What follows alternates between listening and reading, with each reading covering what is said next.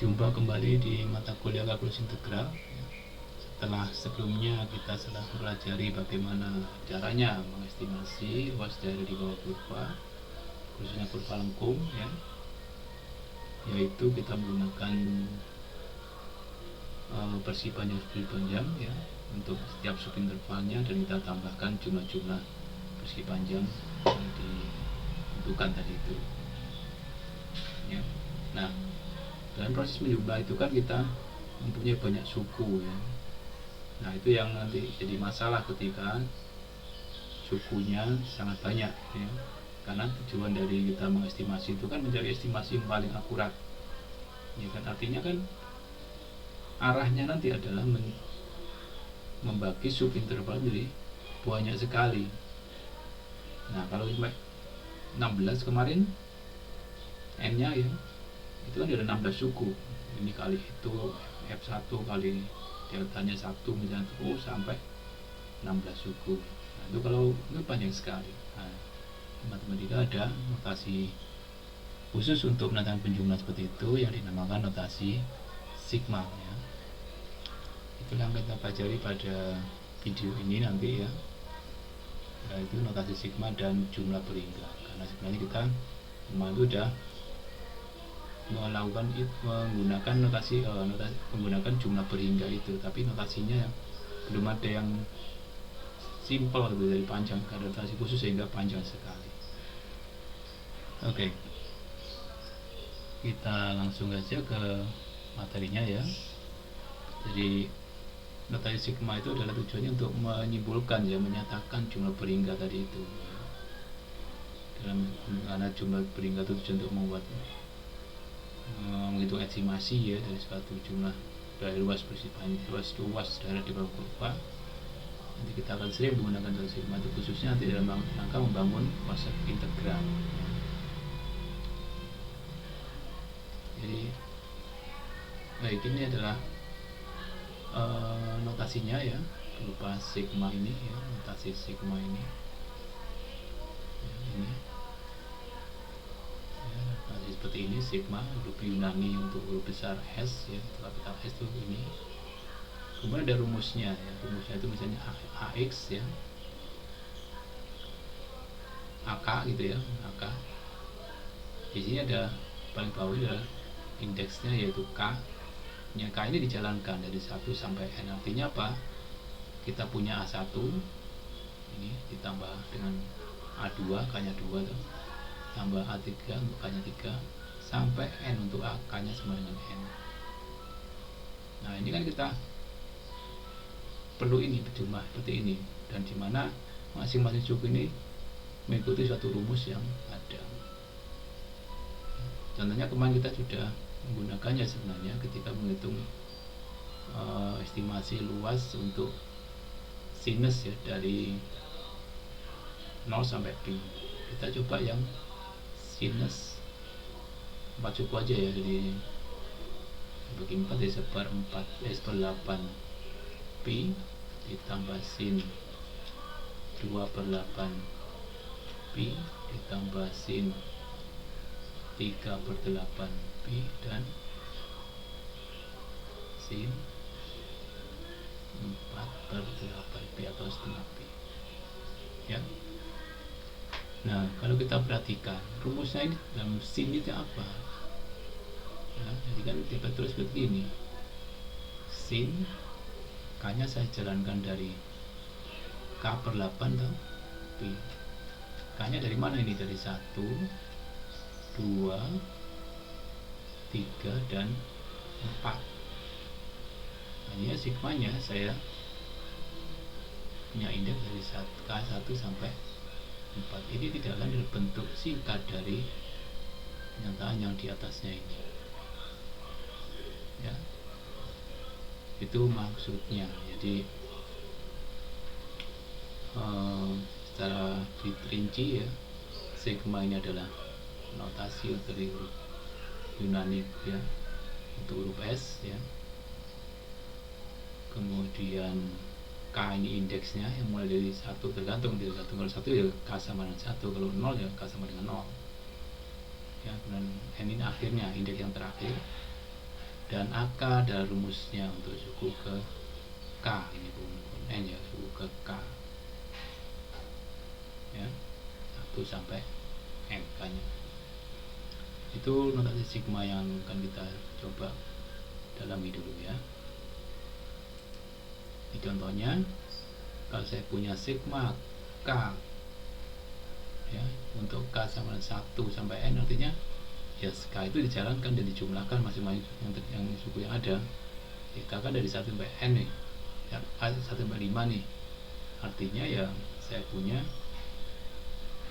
ya 1, K1 1 ditambah 2, 3, 4, 5, jumlah biasa ya 15 ya. Yang kedua sama ya, negatif 1 pangkat K kali K. Nah, sifat negatif 1 kan kalau pangkat genap itu jadi 1, pangkat ganjil jadi negatif 1. Jadi tinggal berubah tandanya, jadi min 1 kali 1 tambah 1 kali 2 tambah min 1 kali 3, jadi ini min 1, 2, min 3 ya, gitu, dan seterusnya. Kalau itu hanya 3 ya. Nah, ini silakan dicermati lagi ya. Tinggal menjalankan K-nya saja prinsipnya itu kan ya. Ini masih berhingga pun masih dikit ya, 2, 3.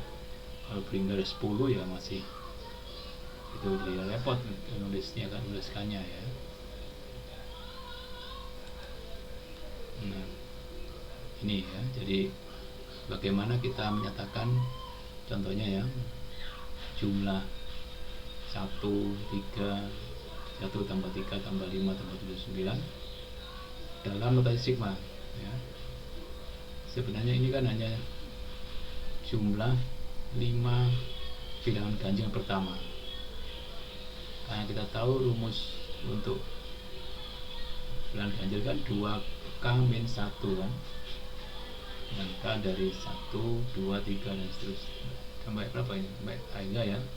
Tapi kayaknya kita hanya butuh 5, maka kalau pakai rumus 2K min 1 maka K nya dari 1 berarti kan 2 kali 1 min 1, benar 1 ya. Ini 2 kali 2 4 kali 1 3, 2 kali 3 kali 1 5, 2 kali 4 8 dikurangi 1 7, 2 kali 5 kurangi 1 9. Nah, sekarang bagaimana kalau indeksnya tidak dari 1 tapi saya ubah dari 0 ya. Ini rumus yang digunakan, jadi 2K plus 1 untuk K dari 0 dan tinggal masukkan toh, 2 kali 0 1, 2 kali 1 2 kali 0 0 tambah 1 1, benar toh.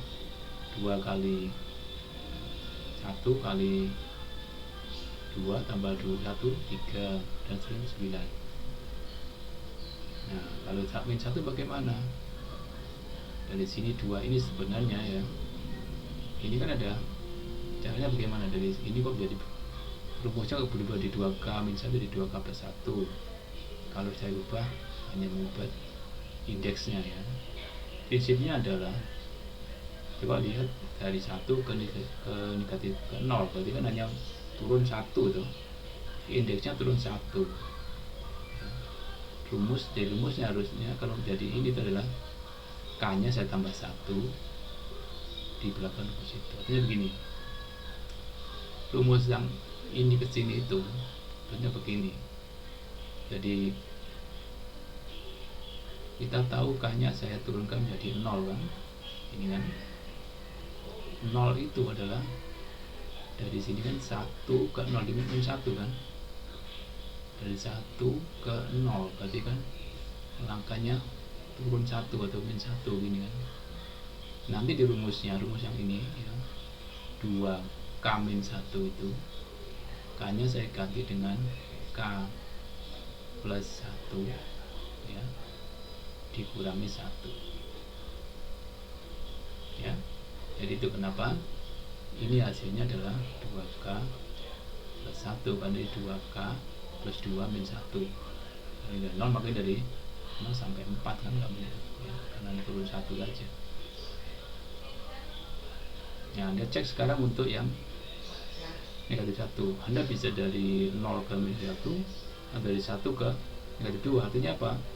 Kalau dari 1 ke tingkat 1 itu turun 2, maka di sini tambah 2 gitu kan. Tapi kalau dari 0 ke 1 pakai rumus yang ini, turun 1 maka ini naik 1 lagi ya, coba dicek sendiri ya.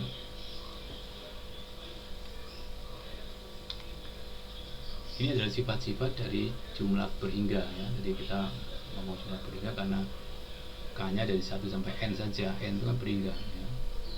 Jadi penjumlahan 2 deret ya, penjumlahan 2 suku yang ini ya, AK dan BK ya, deret dari yang dari 2 suku itu sama aja dengan penjumlahan masing-masing suku itu, penjumlahan dari sigma masing-masing suku. Demikian juga selisih ya, penjumlahan berhingga dari selisih AK dan BK sama dengan selisih dari AK, jumlah AK dikurangi dengan jumlah BK. Kalau konstan berarti berkaitan dengan konstan, berarti kan konstan bisa keluar dari sigma ya. Nah, bagaimana kalau konstan sendiri? Ya kan tadi K tadi kan berarti kan tinggal mengganti saja. Ini C ya. Suku pertama C, suku kedua C, suku kedua C, suku N C. C sebanyak N, jadi N kali C. Ini mirip dengan ini, tapi ini ada rumusnya. Kalau ini rumusnya 1 saja, K saja, C saja. Ini bisa seperti ini kan, C sigma K sama dengan 1 sampai N dari 1 ya. Ini C kali N ya. 1 tambah 1 tambah 2 sebanyak N, berarti kan N sendiri, jadi C kali N. Ini sifat-sifat dari sigma tadi itu ya, untuk N yang berhingga. Nah, sekarang coba tunjukkan untuk sifat tadi ya. Kalau kita suruh menunjuk ini, maka kita harus tahu sifat apa yang kita gunakan toh. Jadi sifat selisih, berarti ini sama dengan K sama dengan 1 N dari 3K min sigma K sama dengan 1 N dari K kuadrat. Ini sama dengan karena sifat pertama tadi kan konstanta bisa keluar dari sigma ya. K dikurangi sigma K sama dengan 1 N dari K kuadrat. Nah, ini sudah terbukti kan ya, dari sini ke sini ya. Oke. Itu menggunakan sifat-sifat tadi. Nah, dengan sigma juga kita bisa menghitung sigma dari itu berapa sih sebenarnya hasilnya itu ya, dalam N ya, karena kita menjumlahkan kan berhingga sampai N ya. Bagaimana menjumlahkannya ya. Jadi ini kalau saya rinci bagian kirinya kan berarti apa itu? Kayak yang contoh tadi ya, contoh yang pertama di tabel tadi, K dijalankan dari 1 sampai N, 1 ditambah 2 ditambah 3 ditambah sampai N, itu akan ditunjukkan apakah sama dengan N plus 1 per 2. Ini apakah sama? Tunjukkan ya. Anda masih ingat bagaimana menjumlahkan N suku N bilangan asli yang pertama ya, jumlah N suku, jumlah suku N Sn ya kan? Ini kalau saya simpulkan sebagai Sn, ini kalau di SMP udah ada ini ya, maka Sn itu sama dengan 1 tambah 2 ditambah N, saya tambahkan lagi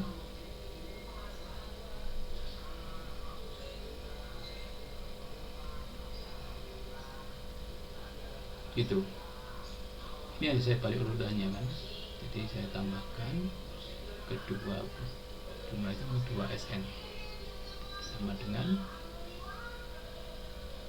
n plus 1, ya kan? Ini ya, n plus 1, ini 1 tambah n dong. Ini juga sama, 2 ditambah n minus 1, n plus 1 lagi, ya.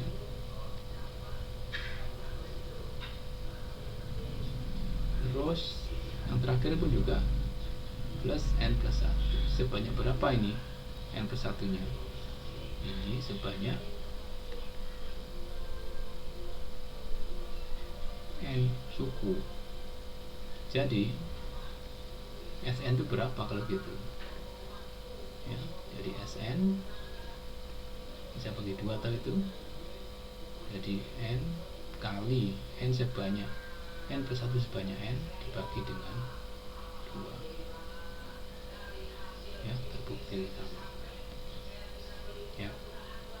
Nah, cara lain untuk menentukan apakah jumlah ini sama dengan n kali n plus 1 per 2 itu juga bisa dengan cara induksi matematika.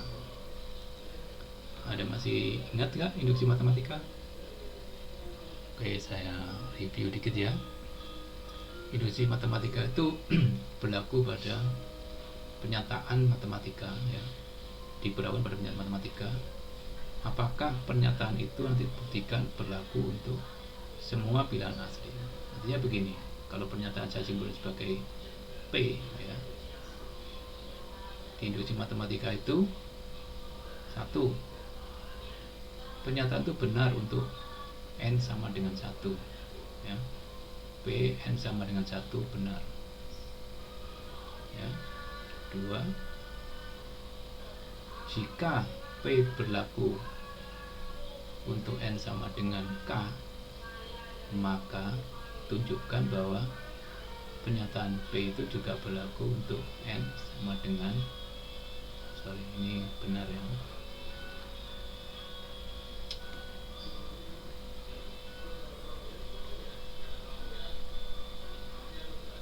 Ya, jadi berlaku benar ya jika P untuk n sama dengan K benar, akan ditunjukkan apakah jika ini maka Pn sama dengan K plus 1 benar. Jika ini jawab oke, ini terpenuhi, kesimpulannya apa? Jadi P berlaku untuk apa? Setiap bilangan asli n, ya. Jadi untuk 1 berlaku, 2 berlaku, 3 berlaku dan seterusnya. Itu mau dibuktikan.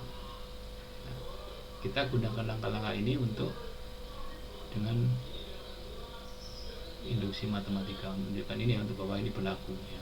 Jadi P nya itu ini, bahwa 1 tambah 1 tambah 2 tambah 3 tambah n itu sama dengan n kali n plus 1 per 2 untuk setiap bilangan asli. Jadi kalau S nya 1 ya pasti benar, kalau 1 2 juga benar dan seterusnya.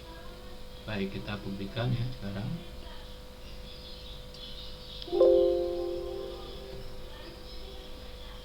Nah, pakai papan. Jadi kemudian pernyataannya adalah 1 akan dibuktikan, ya, akan dibuktikan.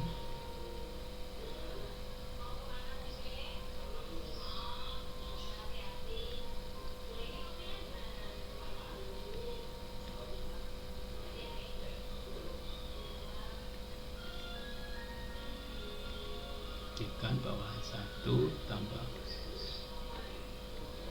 n sama dengan n kali n plus 1 2 pakai induksi matematika. Oke. Jadi 1 sekarang untuk n sama dengan 1, ya, pas kiri kan 1, apakah sama dengan ini kan 1 tambah 1 per 2 sama dengan 1. jadi benar ya kan. Untuk P sama dengan 1, P1 sama benar ya. Sekarang yang kedua, kita asumsikan bahwa untuk N sama dengan 1, P sama dengan K benar ya. Artinya apa? Kita punya 1 ditambah 2 ditambah K ya, itu sama dengan K kali K plus 1 per 2 ya.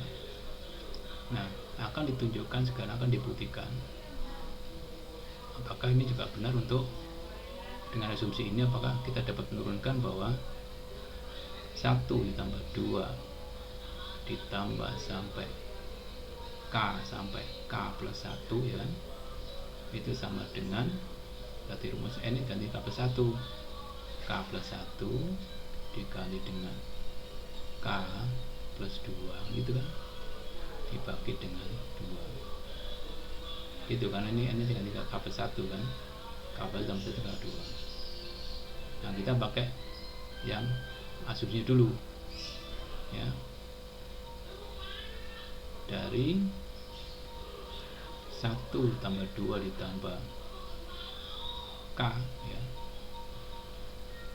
ya ini kan, ini.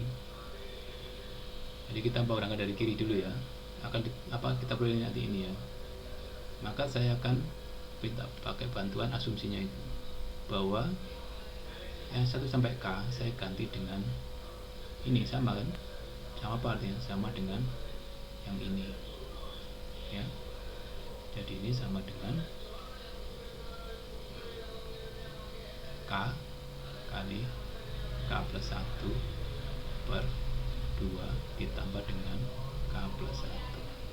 Nah, ternyata pertanyaannya sekarang, apakah ini sama dengan itu ya, yang tadi tunjukkan. Maka tinggal disederhanakan.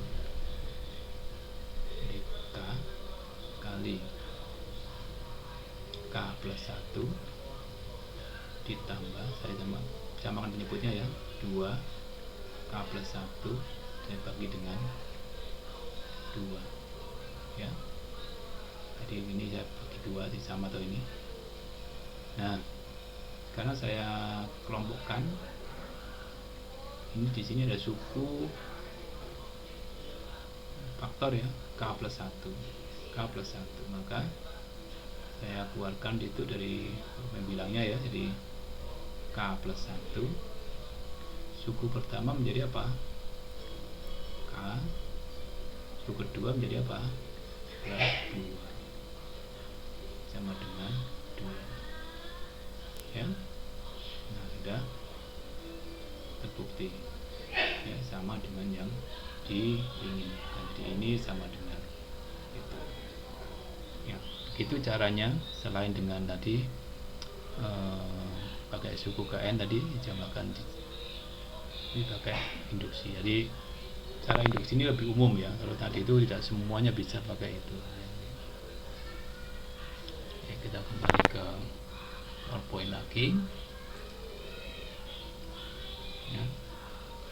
Nah, ini ada deret yang lain lagi ya, ada jumlah berhingga yang lain lagi. Untuk rumusnya adalah K kuadrat dan K pangkat 3. Ini akan sering kita gunakan di pertemuan berikutnya. Nah, tolong ini dibuktikan menggunakan induksi matematika ya. Nah, sudah nah, idenya jumlah berhingga itu untuk mengestimasi luas daerah di bawah kurva ya. Artinya semakin banyak persegi panjang kita gunakan ya, makin kita kecilkan dengan membuat selang yang kecil ya, maka sebenarnya kita menentukan luas daerah itu menggunakan limit ya. Kalau di sini kelihatan dengan N16 segini. Kemudian saya tunjukkan kalau N-nya banyak kemarin juga, hasilnya juga seperti menutupi ya, seperti kita lihat di ini ya. Jadi kalau saya ini kan kemarin 15 segini ya, semakin besar maka semakin menutupi seperti ini, ya kan? Tapi ini belum benar-benar menutupi ya.